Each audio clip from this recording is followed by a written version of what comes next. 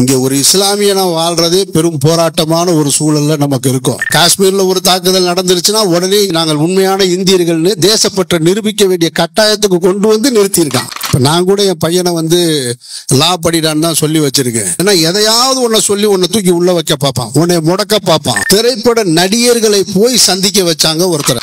ஊடகம், சினிமா அது ஒரு விஞ்ஞானம், அது ஒரு சயின்ஸ், அது அல்லாஹ் கொடுத்த அருட்கொடை. இது தவறாதுன்னு சொல்லிட்டேன்னா என்னுடைய பொது வாழ்க்கைக்கு நான் வந்த பின்னால் நான் சந்தித்திருக்கிற பல மேடைகள்ல இந்த மேடை கொஞ்சம் வித்தியாசமான மேடை. முதல் முறையாக ஒரு கிட்டத்தட்ட 20 ஆண்டுகளுக்கு 25 ஆண்டுகள் ஆயிடுச்சு ஒரு ஜமாத் கூட்டி இருக்கிற முதல் மேடையில நான் நிக்கிறேன். இது வரைக்கும் எந்த மேடையிலையும் நான் நின்னதில்லை. அதிகமா இஸ்லாமியர்கள் ஒன்று சேர்ந்தா ஒரு பள்ளிவாசல் கட்டலாம், அல்லது அரசியலில் நமக்கான உரிமையை அந்த சதவீத அடிப்படையில் எப்படி பெறலாம், இது குறித்து தான் அதிகமாக இந்த தமிழ்நாட்டில் விவாதம் செய்திருக்கிறதா நான் பார்க்கிறேன். ரொம்ப குறைவாக தான் கல்வி பற்றி இந்த விவாதம் நடந்திருக்கிறது. கல்வி பற்றி குறைவாகத்தான் நடந்திருக்கு. ஆனால் அதில் மிகப்பெரிய மாற்றங்களையும் நிகழ்ந்திருக்கிறதை பார்க்க முடியும். இன்றைக்கு சமூகத்துல என்ன நடந்துட்டு இருக்கு அப்படின்னா, அவரவர் சார்ந்திருக்கக்கூடிய மதங்களை, அவரவர் நம்புகிற கடவுள்களை அரசியலோடு இணைத்து மாநாடு நடத்துவதுதான் சமீபத்திய உதாரணங்களாக நம்ம பார்த்திருக்கோம். அதிலும் குறிப்பாக தமிழ்நாட்டில் அடுத்த வருடம் வரக்கூடிய தேர்தலை மனதில் வைத்து எல்லோருமே அரசியல் மாநாடுகளை தான் அதிகமாக நடத்தி கொண்டிருக்கிறார்கள். இன்னமும் நடத்துவாங்க. இன்னொரு 10 மாசம் இருக்கு. இந்த 10 மாசத்துல அதிகமான எல்லா சமுதாய மக்களும் மிகப்பெரிய பிரம்மாண்டமான மாநாடுகளை நடத்துவாங்க. அது அரசியலில் பிரதிநிதித்துவத்தை பெறுவதற்கான மாநாடாக இருக்கும். ஆனால் இந்த ஓட்டத்துக்கு நடுவுல ஒரு கல்வி எழுச்சி மாநாட்டை நடத்தி இருக்கிற OMGAவிற்கு என்னுடைய மனமார்ந்த வாழ்த்துக்கள். வல்ல இறைவன் உங்களை பொருந்திக் கொள்வானாக. ஒரு 100 ஆண்டுகளுக்கு முன்னாடி இவ்வளவு இந்த இஸ்லாமிய சமூகம் கல்வி அறிவு பெற்றிருந்ததா அப்படின்னு பார்த்தா இருக்க வாய்ப்பு கிடையாது. இப்போ எங்க வீட்டில் நாங்களே வந்து முதல் தலைமுறை நாங்க தான் பட்டதாரிகளாக இருந்தோம். அதுக்கு முந்தின தலைமுறை எங்களுடைய தகப்பனார் வந்து அவர் SSLCயோட நிறுத்தினவர். அவர் ஒருத்தர் தான் அந்த வீட்டில் படிச்சிருந்தவர். அந்த உறவுகளில் தேடி பார்த்தமாக்கும் காலேஜ் ஸ்கூல் யாரும் போனதாவே இல்லை. இப்போ அடுத்த தலைமுறை நாங்கள் வந்தோம். எங்களுக்கு பின்னாடி எங்களுடைய பிள்ளைகள் இந்த தலைமுறை வந்து இன்றைக்கு எல்லோருமே வந்து ஒரு டிகிரி ஹோல்டரா மாறி இருக்காங்க. அப்போ கல்வி ரொம்ப முக்கியம்.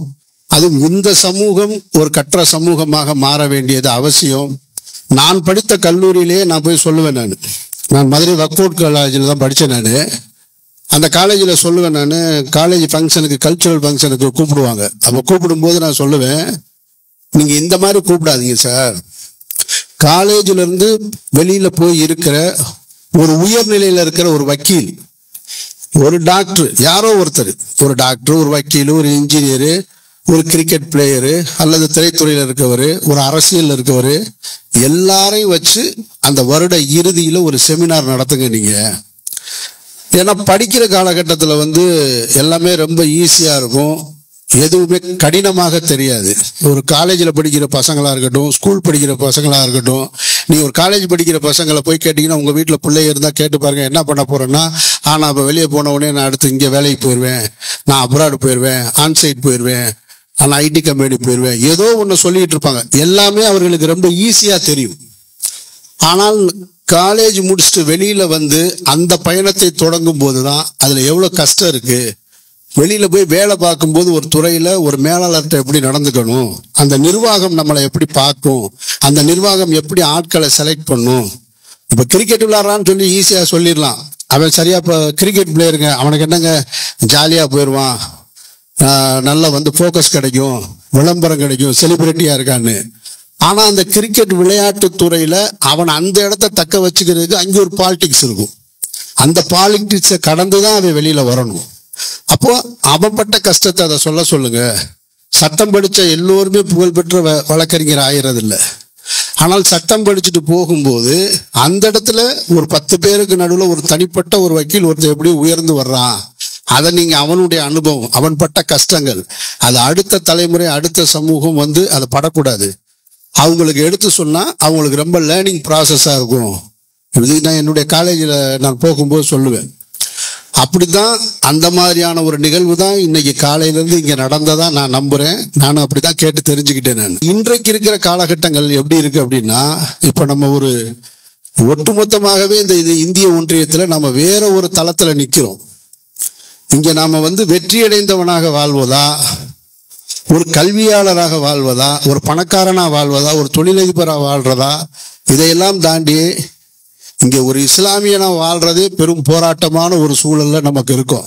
அன்றாட நமக்கு ஏதாவது ஒரு புது புது பிரச்சனை சுமைகளை நம்ம தோல்ல வச்சுக்கிட்டு ஏதாவது ஒண்ணு, இப்ப காஷ்மீர்ல ஒரு தாக்குதல் நடந்துருச்சுன்னா உடனே இங்க இருக்கிற இயக்கங்கள் எல்லாம் மறாத நாள் காலையிலே ஒரு ஸ்டேட்டஸ், ஒரு அறிக்கை, தன்னை இந்த தேசத்தின் மீது நாங்கள் உண்மையான இந்தியர்கள்னு தேசப்பற்ற நிரூபிக்க வேண்டிய கட்டாயத்துக்கு கொண்டு நிறுத்தியிருக்கான். அப்படின்னா ஒரு குற்ற சமூகமா ஒதுக்கி வச்சிருக்கான். இவனை எப்படி வெல்ல முடியும் அப்படின்னா, இவனுக்கு இப்படி பதில் சொல்லிக்கிட்டே இருக்க முடியாது. ஒவ்வொரு முறையும் இவனுக்கு நம்ம தேசபக்தியை நிரூபிச்சுக்கிட்டே இருக்க முடியாது. அது தேவையும் இல்லை. தேசம் என்பது நான் எனக்கானது, தேசத்துக்காக நான் கிடையாது, தேசமே எனக்காக தான். நாம நினைச்சா எல்லை கோட்டை விரிவாக்கிக்கலாம், நாம நினைச்சா எல்லை கோட்டை சுருக்கிக்கலாம். சட்டமும் திட்டமும் நமக்கானதுதான். சட்டத்துக்காக நாம வாழ முடியாது, நமக்காக உருவாக்கப்பட்டதுதான் சட்டம். அப்போ ஒரு குற்ற சமூகமாகவே எப்பவுமே நின்றுட்டே இருக்க முடியாது. அப்ப இவனை எப்படி எதிர்கொள்றதுன்னா, அடிப்படையில முதல்ல கல்வி இருக்கும். கல்வி இருந்தாதான் நம்ம மேல போக முடியும். அது எல்லா வகையான கல்வியும் நம்ம கற்கணும். எல்லா இடத்துக்கும் பறந்து விரிந்து போய் இருந்தாதான் நாம் அதை ஜெயிக்க முடியும். எனக்கு தெரிந்து எங்களுடைய உறவுகள்ல இப்ப நிறைய பேர் வழக்கறிஞர்கள் ஆயிட்டாங்க. இப்ப நான் கூட என் பையனை லா படிடான்னு தான் சொல்லி வச்சிருக்கேன். அப்ப அவன் கேட்டான், லா படிச்சு என்ன பண்ண போறேன்னா, தெரியாதுடா, நாளைக்கு நான் இருப்பேன், இல்லாம கூட போயிடுவேன். ஆனா இவர்களோடு நீ போராடி ஜெயிக்கணும்னா சட்டம் தெரிஞ்சிருக்கணும் முதல்ல உனக்கு. ஏன்னா எதையாவது உன்னை சொல்லி உன்னை தூக்கி உள்ள வைக்க பார்ப்பான், உன்னை முடக்க பார்ப்பான், உன்னுடைய வளர்ச்சியை தடுக்க பார்ப்பான். அதனால அதை படிச்சு வச்சுக்க. நீ அது உன்னுடைய வாழ்க்கையை வளமாக்குறதுக்கு இல்ல, நீ இந்த சமூகத்துல மற்றவர்களோடு சரிசமமா நின்று வாழ்வதற்கு, உரையாடுவதற்கு அது உனக்கு அவசியமா இருக்கும்னு. அப்ப அந்த கல்வியின் மகத்துவத்தை நாம இவ்வளவு பேசுறதை விட இறைவன் கொடுத்த வேதம் நிறைய சொல்லியிருக்கு கல்வி மகத்துவத்தை. அதனால அந்த மாதிரியான ஒரு மகத்துவத்தை நாம ரொம்ப லேட்டா தான் எடுத்திருக்கோம் அப்படின்றது மறுக்க முடியாத உண்மை. பட் லேட்டா எடுத்திருந்தாலும் அதை சரியா எடுத்திருக்கோன்ற நம்பிக்கை எனக்கு இருக்கு. திரைப்பட இயக்குனருக்கும் முஸ்லீம் ஜமாத்துல கல்வி எழுச்சி மாநாட்டுக்கும் என்ன சம்பந்தம் அப்படின்னா, ஊடகம் ரொம்ப முக்கியமானது. இந்த உலகமே இன்றைக்கு வர்த்தக உலகம், விளம்பர உலகம், ஊடக உலகம். ஒரு ஊடகம் தான் ஒருத்தனை யார் அப்படின்னு கொண்டு போய் சேர்க்குது. 2012 காலகட்டத்தில் ஊடகங்கள்ல வந்த செய்தி தான் ஒருத்தரை பிரதமராக முன்னிறுத்துச்சு. 2012 நீங்க பேப்பர் செய்தியவோ டிவி செய்தியவோ கடந்து போயிருப்பீங்க. அப்போ ஒருத்தரை பத்தி சொல்லிக்கிட்டே இருந்தாங்க. 2 வருஷமாக தொடர்ச்சியாக ஒருத்தரை பத்தி நாம அதை பத்தி கவலையே படல. அவர் யாரோ சொல்றாங்க போல இருக்கு அப்படின்னு நினைச்சோம். ஆனா அது அழகாக ஒரு காய் நகர்த்தினாங்க. அவர் அப்படியே கொண்டு போய் ஒவ்வொரு ஸ்டேட்டுக்காக கூட்டிட்டு போனாங்க.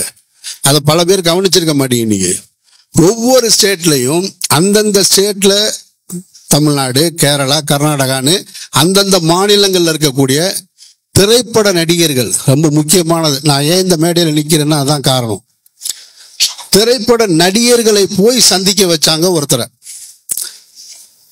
அவர் போவாரு, அந்த மாநிலத்துல இங்க விஜயா, பக்கத்து ஸ்டேட்ல சிரஞ்சீவியா, அந்த பக்கம் சல்மான் கானா, ஷாருக் கானா, இப்படி போய் ஒருத்தரை சந்திச்சு அந்த செய்திகளை கொஞ்சம் கொஞ்சமா கசிய விட்டு அது ஊடகங்கள்ல பேப்பர்ல டிவியில 2014 அவர் தான் ஆட்சி கட்டில அமர்ந்தாரு பிரதமரா. அப்ப ஊடகம் எவ்வளவு வலிமையானது, இந்த துறை எவ்வளவு வலிமையானதுன்னு பாருங்க.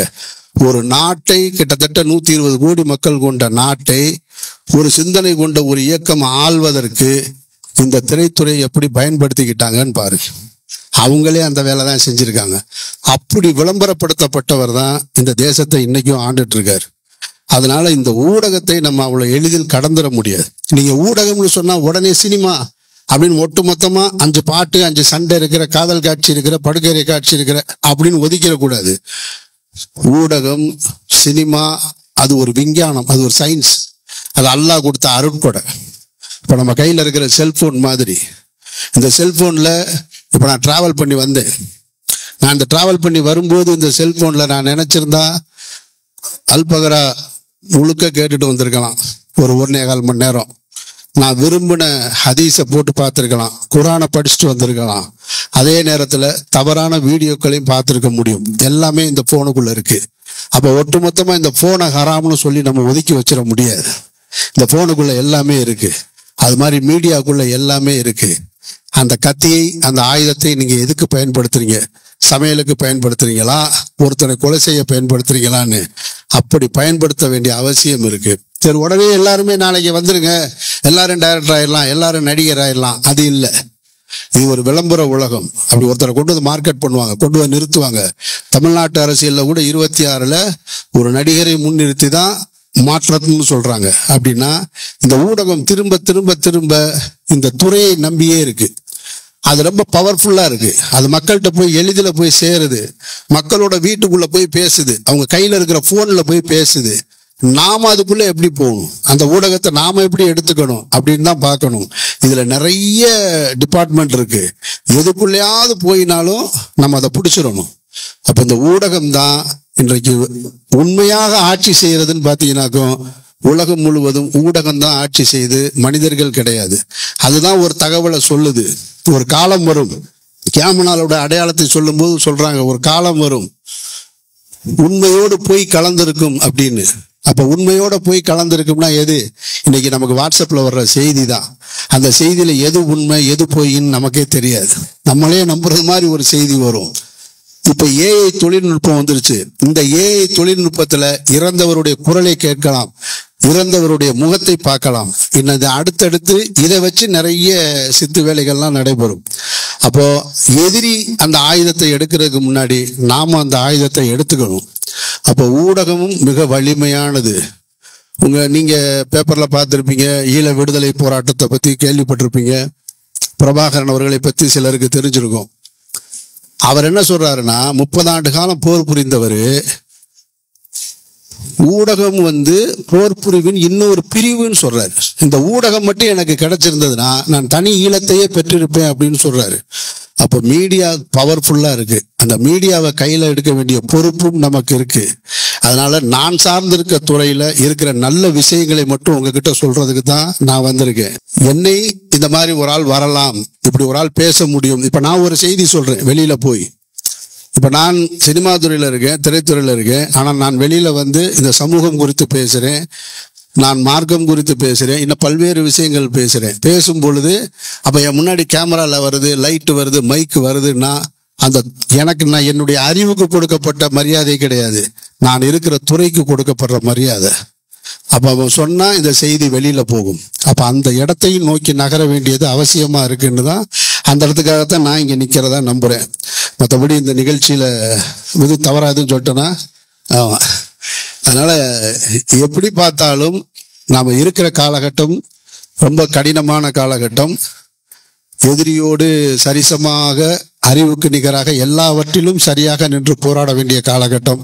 அந்த காலகட்டத்தில் இப்படி ஒரு மாநாடு எந்த விதமான சுயநலமும் இல்லாமல், தான் சார்ந்திருக்கிற மதத்தை அரசியலோடு கலக்காமல், இந்த சமூக நலனுக்காகவும் இந்த இஸ்லாமிய சமுதாயம் மேலோங்கி இருக்கணும்ன்ற அந்த நல்ல நோக்கத்திற்காக கல்வி எழுச்சி மாநாடை நடத்திய OMGA இயக்கத்தினருக்கு மீண்டும் என்னுடைய நன்றியை தெரிவித்துக் கொண்டு, இந்த விழாவில் உங்களோடு கலந்து கொள்ளக்கூடிய வாய்ப்பை வழங்கிய வல்ல இறைவனுக்கும் நன்றி கூறியவனாக விடைபெறுகிறேன். அஸ்ஸலாமு அலைக்கும்.